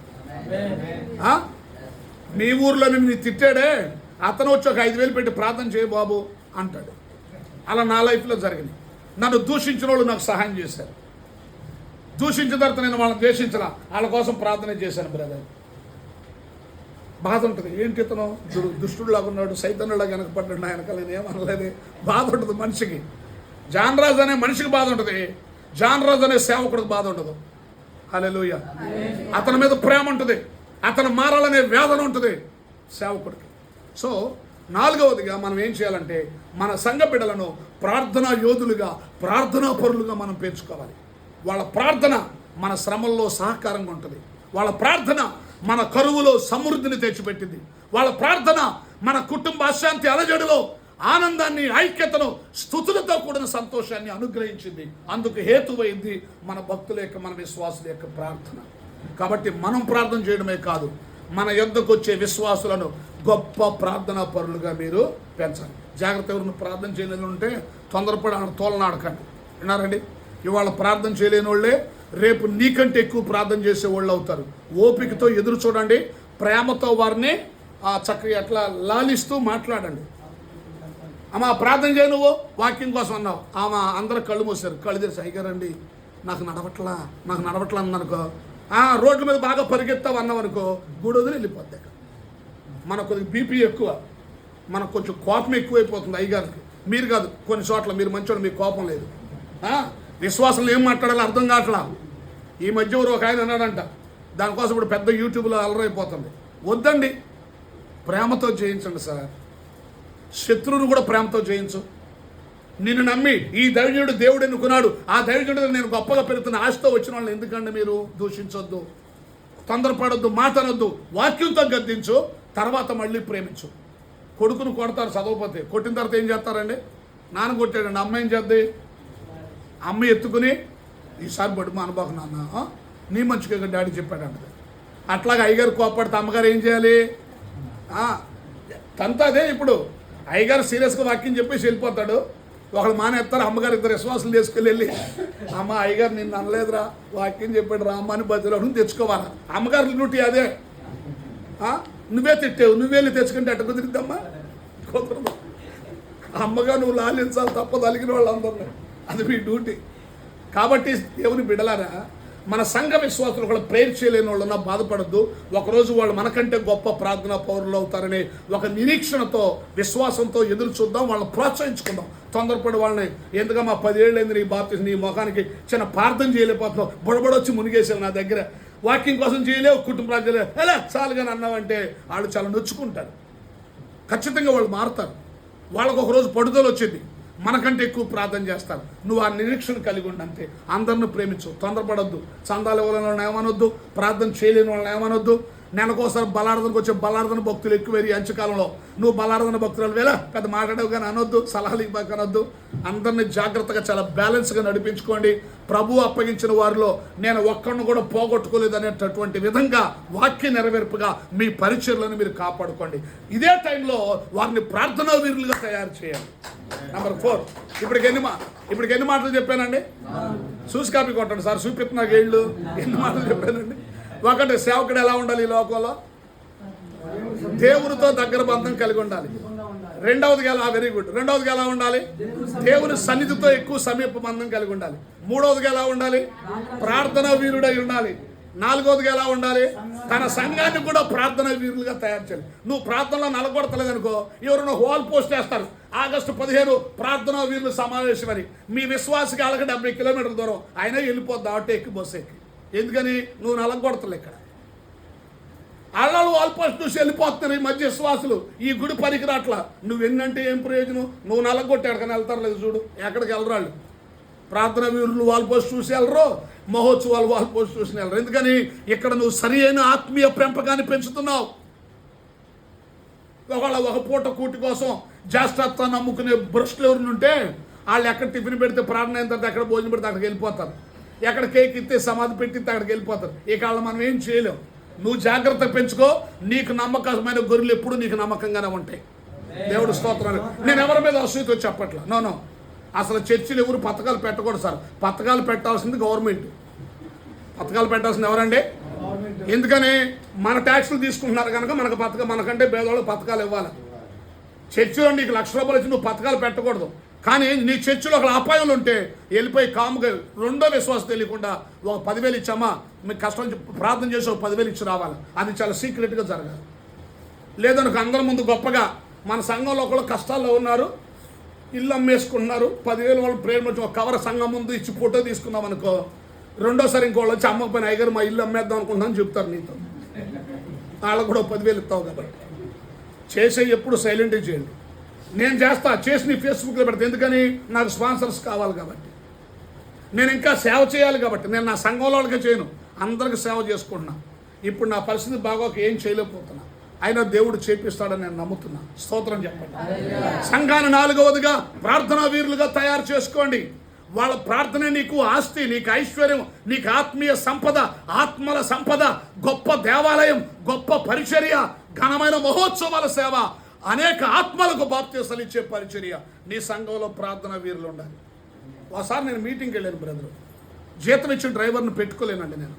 ఎందుకంటే నాది చిన్న సంఘాలు, నాకు ఎంప్లాయీస్ కూడా లేరు. ఎక్కువ స్పీకర్కి వెళ్ళే ఆర్థికంగా పోషించుకుంటా కుటుంబాన్ని, నా అవసరాలు ఈఎంఐలు అవి కట్టుకుంటా. అట్లాగా నేను ఎవరిని డిమాండ్ చేయను. నువ్వు ఎంత ఎత్తే వస్తా. నేను వాళ్ళ వ్యాపారవేత్తను కాదు, వాక్యాన్ని నమ్ముకునేవాడు కాదు, దేవుడు నాకు ఇచ్చిన కృపకు బేరం పెట్టే వ్యక్తిని కాదు. నేను కామ్గా వెళ్తాను. వాళ్ళు ఏమి ఇచ్చినా తీసుకుని ప్రాణం చేసుకుని కారు ఖర్చు ఒక మిగిలితే 20% తీసి పేదలకు ఇస్తా, 10% అయితే 10% పేదలకి, మిగిలింది నా కుటుంబం. నా మీద కుటుంబం ఆధారపడింది, పోషించబడింది. ఒకసారి డైలీ మీటింగ్లే, రెస్ట్ లేదు, నేను సరిగ్గా ప్రార్థన చేయలే. మీటింగ్కి వెళ్ళా, 500 మంది ఉన్నారు సభలో సుమారుగా. చాలా కాలమైన జరిగి మర్చిపోయాను. సుమారు ఉంటారు 500 మంది. నేనే కారు తోలికి వెళ్ళాను. దరిదాపుగా 3 గంటల ప్రయాణం. టైర్డ్ అయిపోయా, అలసట చెందా. విన్నారండి? ఆ రోజు సరిగ్గా నేను ఎక్కడ మీటింగ్కి వెళ్ళినా ఆ మీటింగ్ కోసం, పాంప్లెట్ కోసం నేను ప్రార్థన చేస్తాను. బాగా ప్రార్థన చేసి వెళ్తా, అక్కడ వాడుకో ప్రభు అని. ప్రేయర్ తగ్గిపోయింది నాలో. నా ఆరోగ్యం సహకరించగా, రెస్ట్గా టైం లేక కుంగిపోయి ఉన్నా. పిల్లరా, వాక్యం సరిగ్గా చెప్పలేకపోయా రోజు. మీరేమన్నా అనుకోండి, ఎట్లాగా బాగుంది క్లారిటీగా. మీరేమన్నా అనుకోండి, పశ్చాత్తాపంగా ఇంటికి వెళ్ళేటప్పుడు ఓకేనండి చెప్పనా, పశ్చాత్తాపంతో వెళ్ళాను సార్ నేను ఇంటికి.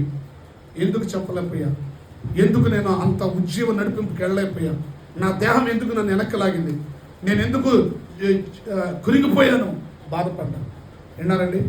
ఆ తర్వాత మీటింగ్కి అక్కడి నుంచి ఏం చేశానంటే, నా వెనకాల 2-3 ఆడవాళ్ళు వేసుకోవడం మొదలెట్టా.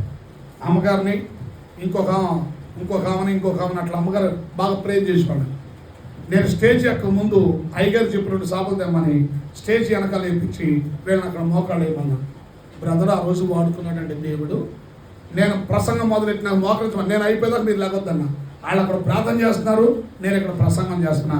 అసలు దేవుని ఆత్మ వచ్చి అందరిని తాకి వెళ్ళాడా, ఒక అగ్ని జ్వాలలు దిగి వచ్చాయా అన్నంత ఉజ్జీవంగా ఆ రోజు సభ జరిగింది.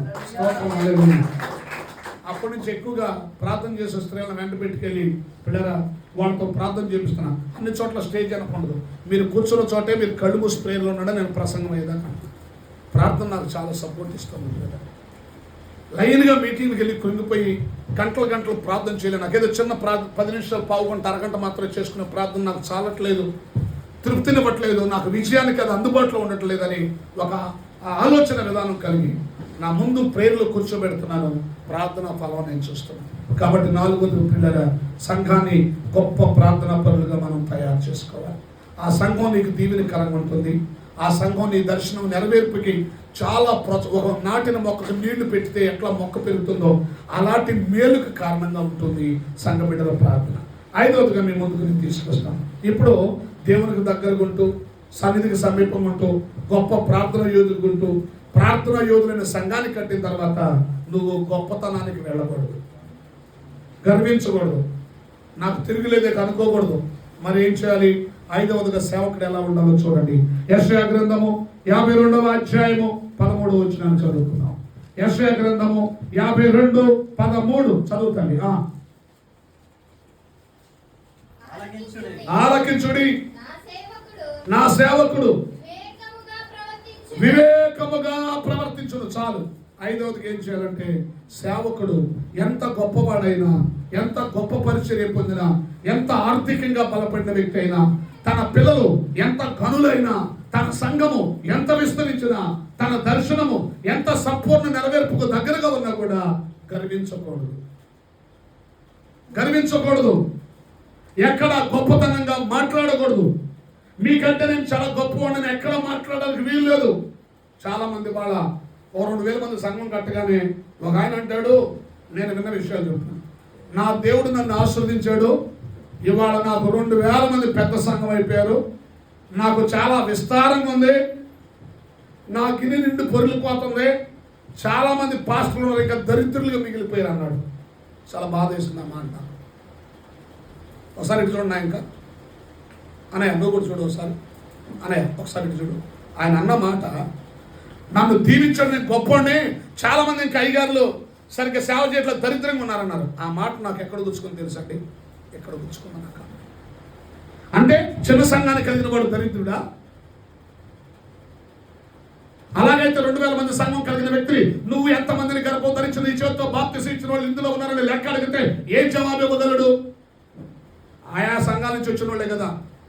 అలిగి విభేదాలు, సంఘంలో అనైక్యతల కారణాలుగా వచ్చిన వాళ్ళే కదా ఎక్కువ మంది. నీళ్ళు ఎంతమంది అన్యులు మార్చగలిగావు నువ్వు? ప్రభుని ఎరగని వారిని.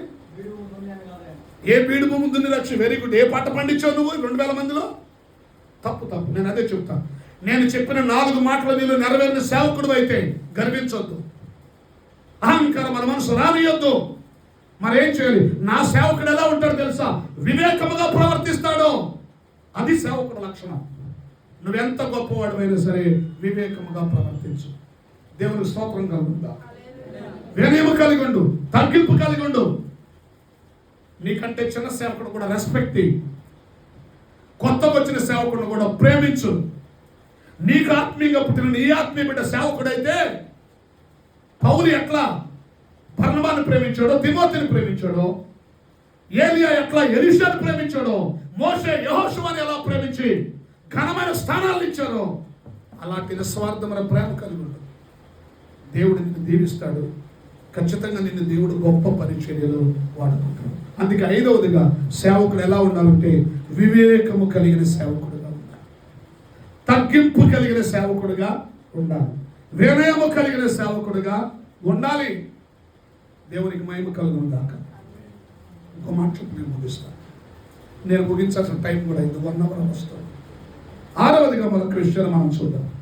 యెషయా గ్రంథం 53వ అధ్యాయము 11వ వచనం. 53వ అధ్యాయం 11వ వచనం. అతడు చదువుతాను. వేదన చూచి తనకు కలిగిన వేదన చూచి తృప్తి నందును.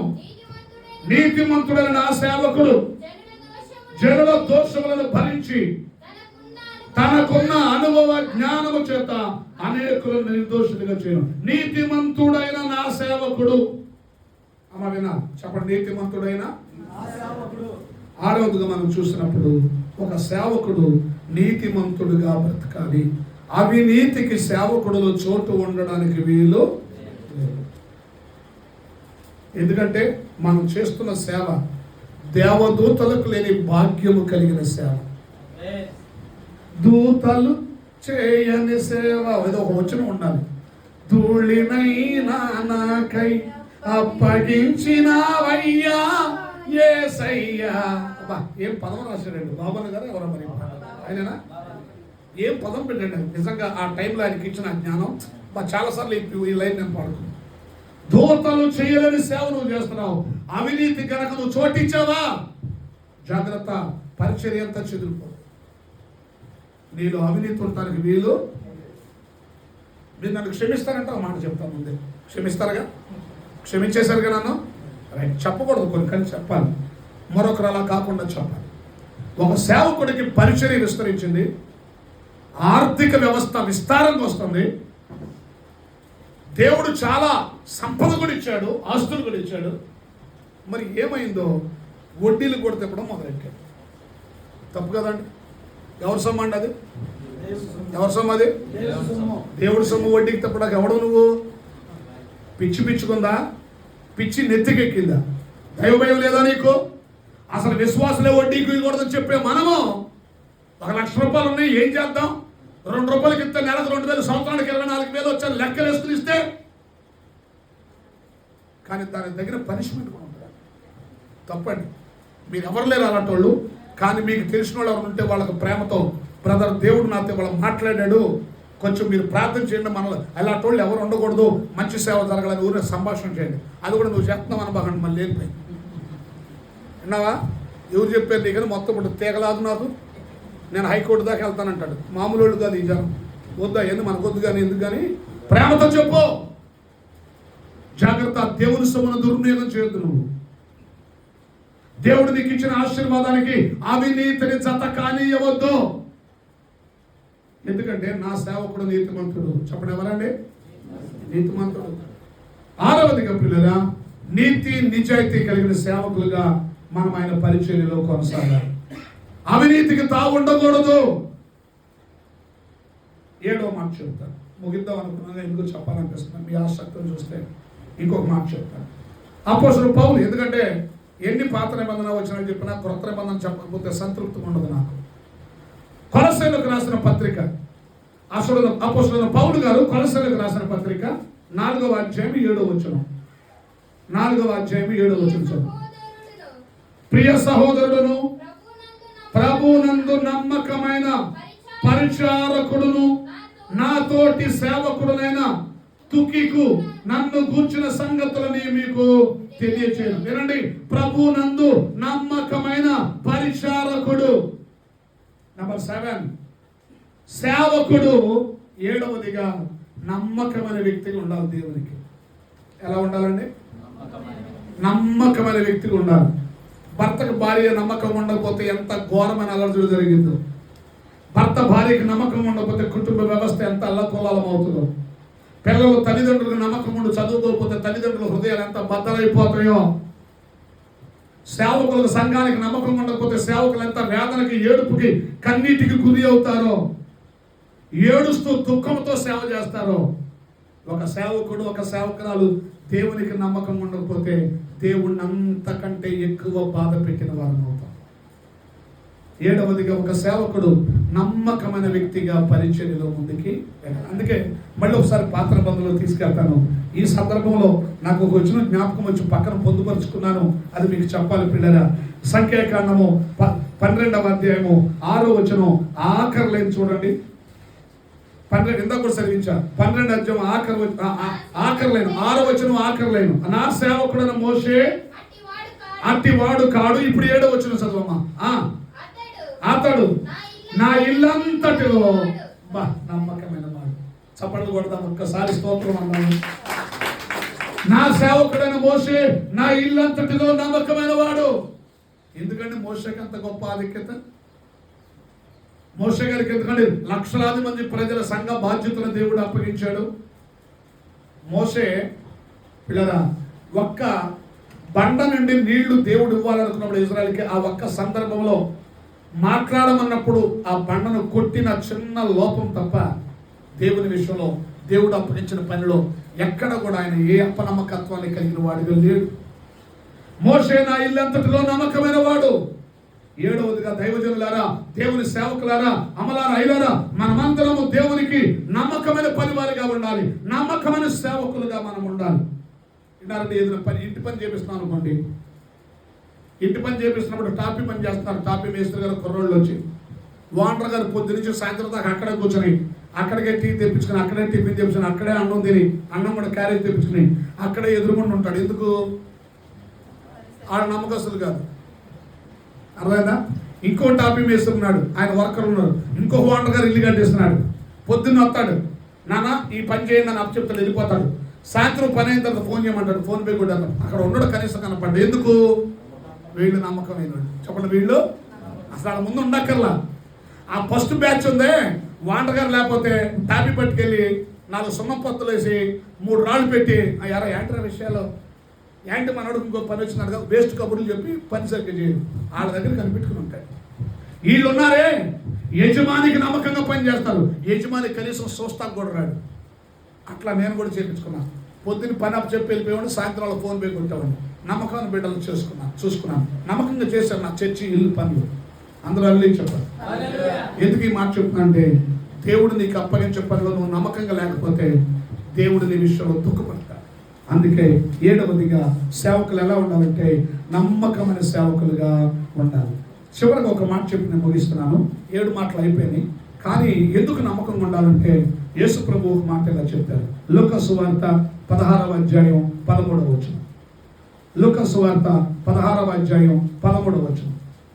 నాగరాజాన్ని ఒకసారి అబ్బాయిని పిలవండి, కొంచెం నాకు ఫేస్బుక్లో లైవ్ ఇస్తారు. చివరికి ఏ సేవకుడును 2 యజమానులను సేవింపలేడు. చాలు. ఎందుకు నమ్మకం ఉండాలంటే ఏ సేవకుడు కూడా 2 యజమానులను సేవించలేడు. సరే ఒకసారి పిలు, లేకపోతే నువ్వు తీస్తావా? సరే నేను ఆన్ చేసేస్తాను. అందరూ అడిగి చెప్పండి. ఏ సేవకుడు కూడా 2 యజమానులను సేవిస్తానండి. అందుకే నువ్వు నమ్మకంగా ఉంటే ఈ ఒక్క ప్రభువుకు మాత్రమే సేవకుడుగా నువ్వు ఉంటావు. నువ్వు మోసేది ఒక ఘనమైన కాడి. ఏ సేవకుడు కూడా 2 యజమానులకి సేవకుడు ఉండలేడు. అందుకే బిడ్డగా నేను ముగిస్తున్నాను. దేవునికి నమ్మకమైన సేవకులుగా మీరు ఉండండి. దేవుడు మనలను ఆయన ఎక్కడున్నాడో ఆ ఉన్నత బహుమానాలు పొందే స్థానంలో ఉండే ధన్యులుగా దేవుడు చేస్తాడు. చివరిగా నేను మీకు తిరిగి జ్ఞాపకం చేసి ముగిస్తాను. ఈ వాక్యం అంతా కూడా తిరిగి మీకు జ్ఞాపకం చేసి ముగిస్తాను. ఐడియా ఉంది కదా? ఇది కొంచెం లైవ్ ఇస్తారు. ఇప్పుడు చాలామంది ఇప్పుడు ఈ ఆరాధన కోసం ప్రార్థన చేస్తున్నారు, ఈ సేవకుల మీటింగ్ కోసం ఎంతోమంది. చివరిగా మాటలు కొంచెం నేను లైవ్ ఇచ్చుకుంటాను. ఏమి నొక్కాలి ఇక్కడ? గో లైవ్ నొక్కు. లాస్ట్లో ముగిచ్చేసిన తర్వాత పక్కన ఫినిష్ వస్తుంది. ఫినిష్ ఇట్లా కిందకు చూపుగా ఇట్లాగ పట్టుకో. పంచాయతీ పనిచేస్తారు ఆయన. అబ్బాయిని కాకి వెరీ అబ్బాయి చేస్తాడు. తెలుసు నాన్న గోలైవ్ నొక్కి ఎట్లాగే కింద చూపాక లాస్ట్లో ఫినిష్ నొక్కే నేను ఎట్లా అన్నప్పుడు ఫినిష్ నొక్కే నేను చెప్పినప్పుడు అని చెప్పాను నేను చెప్తాను రెడీ ఓకేనా నువ్వు రెడీగా ఉన్నావు రైట్ ఓకే స్టార్ట్ చేయండి. దయచేసి ఈ సేవకుల సదస్సులో పాల్గొన్న దైవజనులైన మీరు అందరూ దేవుని సేవకులైన మీరు సేవకురాండ్రైన మీరు అందరూ 7 విషయాలు ఇప్పటి వరకు మీకు నేను బోధించాను. ఒకటి, దైవ సేవకుడు ఎలా ఉండాలన్నానండి? దేవునికి దగ్గరగా ఉండాలి. రెండవదిగా దేవుని సేవకుడు దేవుని సన్నిధికి సమీపముగా జీవించాలి. మూడవదిగా దేవుని సేవకుడు ప్రార్థనా పరుడై ఉండాలి. నాలుగవదిగా దేవుని సేవకుడు తను ప్రార్థనా పరుడై ఉండడమే కాదు, తనకు అప్పగించిన సంఘాన్ని సంఘ బిడ్డలను ప్రార్థనా వీరులుగా ప్రోత్సహించాలి. ఐదవదిగా దేవుని సేవకుడు వివేకము కలిగి ఉండాలి. ఆరవదిగా దేవుని సేవకుడు నీతిమంతుడిగా ఉండాలి. ఏడవదిగా దేవుని సేవకుడు ఎలా ఉండాలంటే నమ్మకమైన వాడుగా ఉండాలి. అప్పుడు మీకు చెప్పిన మూలవాక్యం చొప్పున మన ప్రభు మనలను ఉన్నతమైన ఆశీర్వాదాల్లో ఘనమైన సేవలో గొప్ప పరిచయంలో వాడుకుంటాడు. తనకు మహిమకరమైన సేవలో ముందుకు నడిపిస్తాడు. అంతేకాదు పిల్లరా, మన సేవా ఫలాన్ని మనం చూసి దేవునికి కృతజ్ఞతలు చెప్పగలుగుతాం. ఇలాంటి గొప్ప సేవకులుగా ఇక్కడున్న అయ్యగారులు అమ్మగారులు అందరినీ దేవుడు దీవించి ఘనమైన పనిలో వాడుకోవాలని కోరుకుంటున్నాను. ఆ కృప ప్రభు మనందరికి దయచేయను గాక. నన్ను ఆహ్వానించిన అయ్యగారిని అమ్మగారిని వారి బిడ్డలు వారి పరిచర్లను దేవుడు దీవించను గాక. ప్రభు చిత్రత మరొక సేవకుల సదస్సులో కలుసుకుందాం. అప్పటి వరకు ఆయన కృప మనందరికి తోడై ఉంచును గాక. Thank you all. God bless you.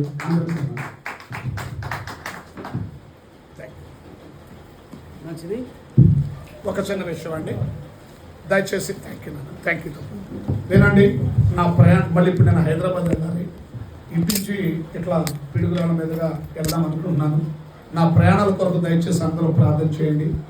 డ్రైవర్ని పెట్టుకునే శక్తి నాకు లేదు. ఓకే, నేనే తోలుకుంటున్నాను డ్రైవింగ్. దయచేసి చిన్న మీ ప్రార్థనలో జ్ఞాపకం చేసుకోండి. రెండవది, ఒలిపడిన ఊరిలో కింద ఇల్లు పైన చర్చి కడుతున్నాను. ఇప్పుడు 49 లక్షలు అయింది. 30 లక్షల లోన్లు తీసుకున్నాను. నెలకి 80,000 ఈఎంఐలు కడుతున్నాను. అది నాకు చాలా చెప్పుకోలేనంత భారంగా ఉంది, చాలా కష్టంగా ఉంది. దేవుడు నాకు ఏదైనా ఆర్థిక ద్వారాలు తెరవాలని దయచేసి మీరందరూ నన్ను మీ బ్రదర్గా, అమ్మ ప్లీజ్ సిస్టర్, మీ బ్రదర్గా భావించి మీ వ్యక్తిగత ప్రార్థన నన్ను జ్ఞాపకం చేసుకోండి. ఒకటి, దేవుని కాపుదల, నా ఆరోగ్యం. 2, నిర్మాణంలో ఉన్న పని ఆగిపోయింది, మందిరం ఇల్లు కూడా అది పూర్తి చేసే మళ్ళీ చేయాలంటే నాకు 5 ఏళ్ళు కలిగి 60 నెలలు పెట్టిన ఈఎంఐలు. 5 ఏళ్ల తర్వాత లోను తెరితే మళ్ళీ తీసుకుని చేయాలి. అప్పుడు దాకా అలా ఆపడం కూడా బాగోలేదని తృప్తిగా అనిపించట్లా, చాలా అసంతృప్తి అనిపిస్తుంది. కాబట్టి ప్లీజ్ దేవుడు నాకు ఏదైనా ద్వారాలు తెరవాలని కూడా మీ ప్రార్థనలో జ్ఞాపకం చేసుకోండి. Thank you. ఇంతమంది అయ్యగారులు అమ్మగారి మధ్యలో ప్రభు వాక్యం పంచుకున్న కృప దేవుడు ఇచ్చినందుకు నేను దేవుని కృతజ్ఞతలు చెల్లిస్తున్నాను. మీ అందరికీ ప్రత్యేక వందనాలు. ప్రభు మీ అందరినీ మనందరినీ మన పరిచయాలను దీవించుగాక. ఆమేన్. Thank you. మంచిది, చాలా సంతోషంగా ఉంది. మొదటిగా మనం ఎదురు చూసినటువంటి దైవ సేవకులు మన దగ్గర రావడం, ఈరోజు ఇటువంటి మంచి సందేశం ఇవ్వడం చాలా సంతోషంగా ఉంది. గతంలో ఒకసారి విన్నాను జానన్న గారి ప్రసంగంలో.